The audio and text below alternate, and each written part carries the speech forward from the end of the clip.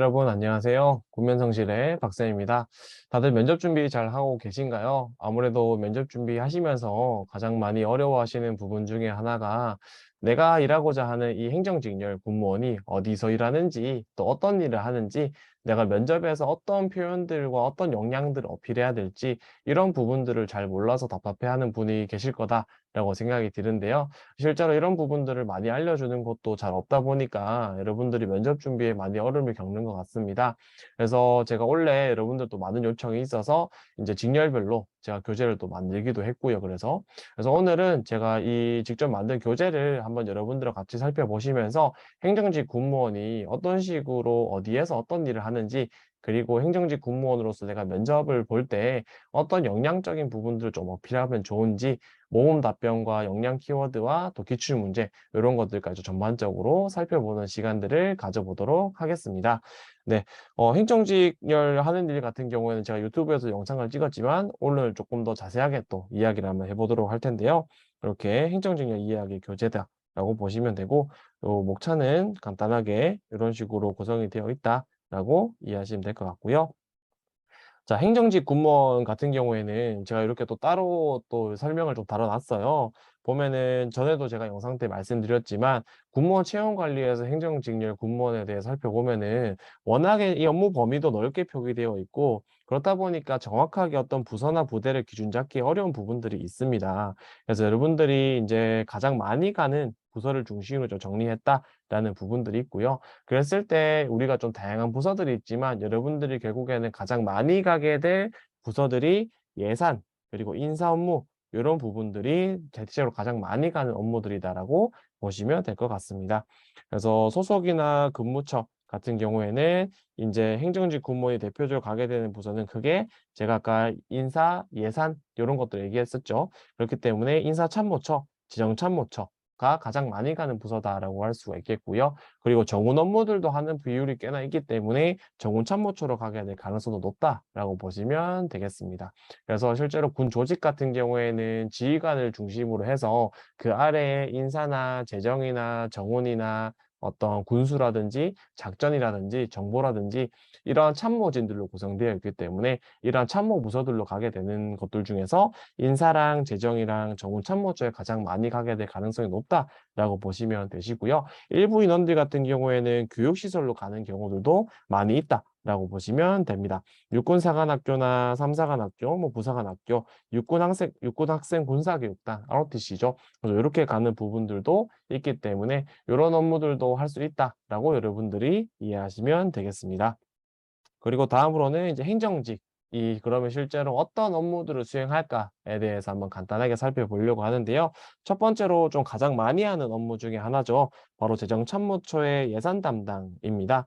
그래서 예산 담당 같은 경우에는 소속 부대에 재정과 예산이라는 부분들이 편성되어 있습니다. 부대 규모에 따라서 그 금액이나 어떤 그 액수나 예산 수준이나 범위 자체도 차이가 있는데요.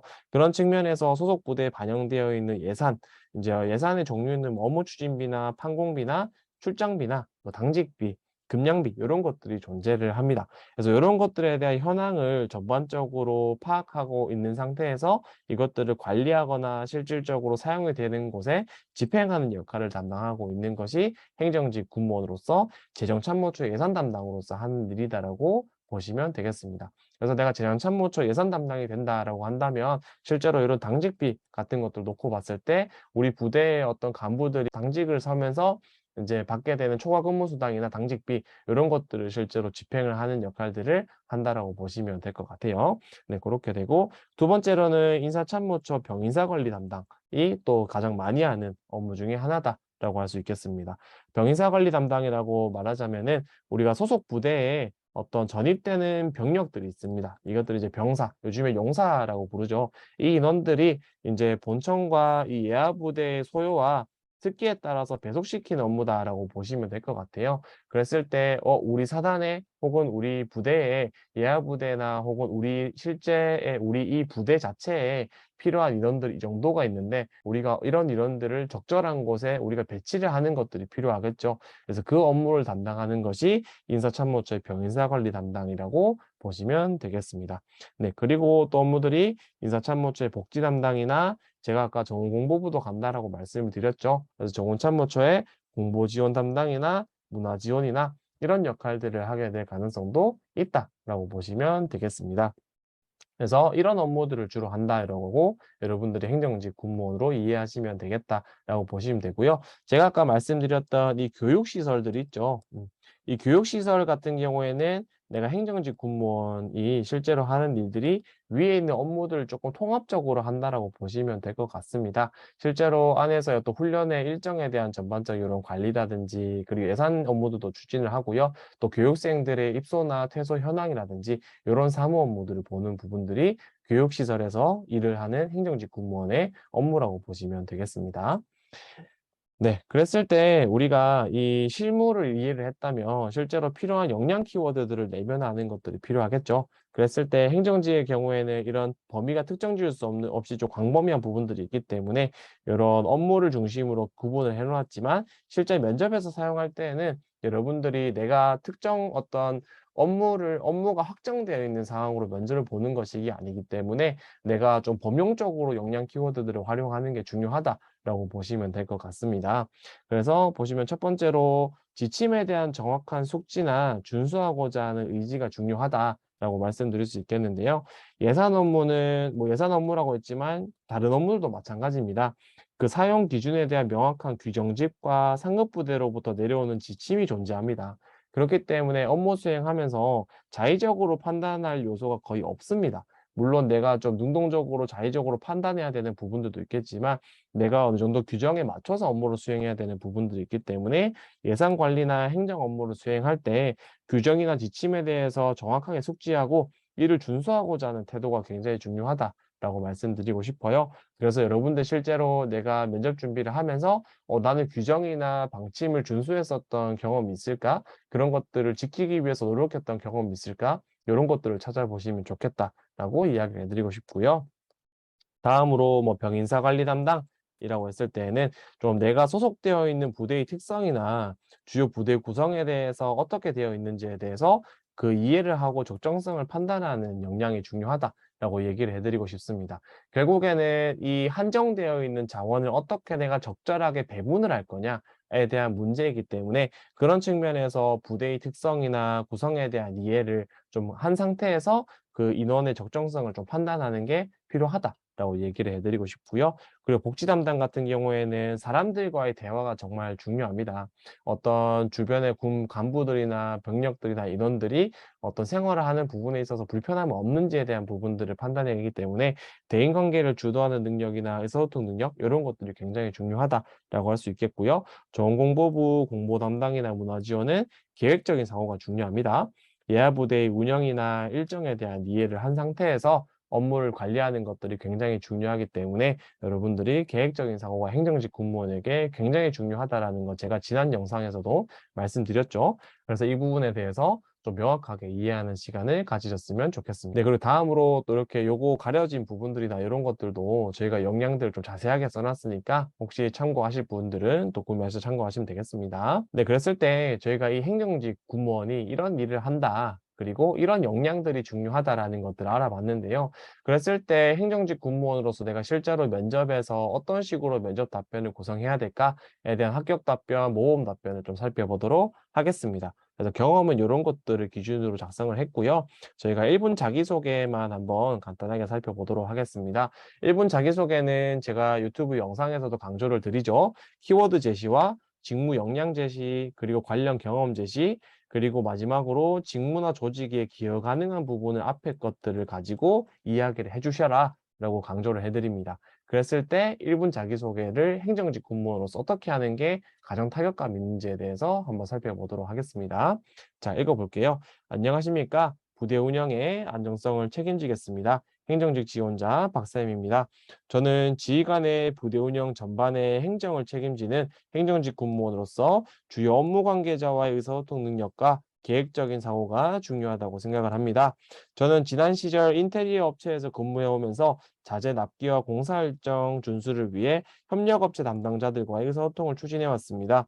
또한 편의점 아르바이트를 하면서 자주 판매되는 상품에 대한 재고를 미리 파악하고 발주를 넣는 등 계획적인 태도로 편의점 운영의 안정성을 더한 경험이 있습니다.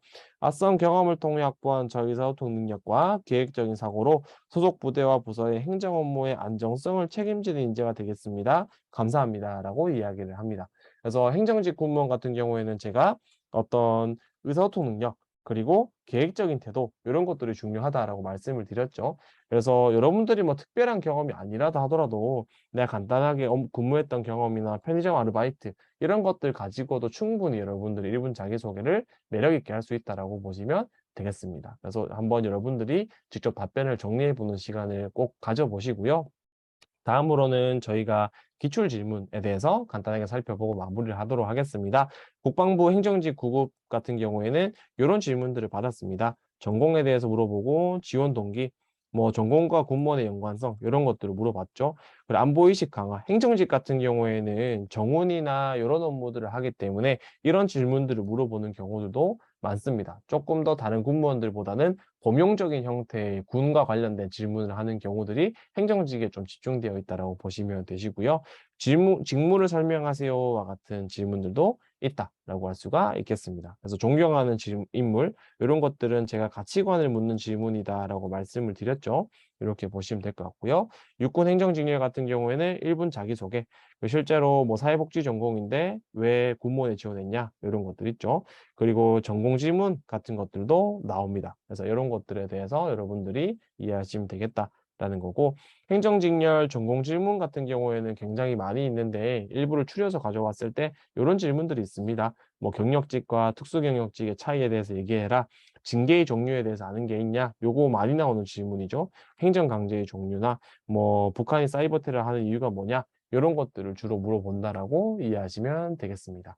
네, 그래서 오늘은 저희가 행정직 공무원에 대해서 알아봤는데요. 행정직 공무원은 말씀드렸던 것처럼 굉장히 갈 수 있는 부서나 부대나 이런 것들이 많기 때문에 특정하기 어려운 부분들이 있다. 그러나 가장 많이 가는 부분이 인사나 재정 이런 부분으로 많이 빠지는 부분들이 있고 또 많이 가는 곳이 정훈이나 혹은 교육기관으로 많이 간다라고 말씀을 드렸습니다. 근데 한 가지 주의할 점 같은 경우에는 면접에서 내가 인사나 재정이나 이런 것들을 딱 하나를 특정 지어서 얘기하는 것도 좋지만 그것보다는 조금 더 포괄적인 측면에서 내가 군에서 행정 업무를 하는 사람으로서 역량을 어필하는 게 중요하다라고 말씀을 드리고 싶습니다. 네, 그래서 오늘 영상은 이 정도로 마치도록 하겠고요. 다들 면접 준비 잘 하시고 이제 어려운 부분들은 또 댓글 남겨주시면 제가 또 질문에 답을 해드리도록 하겠습니다. 감사합니다.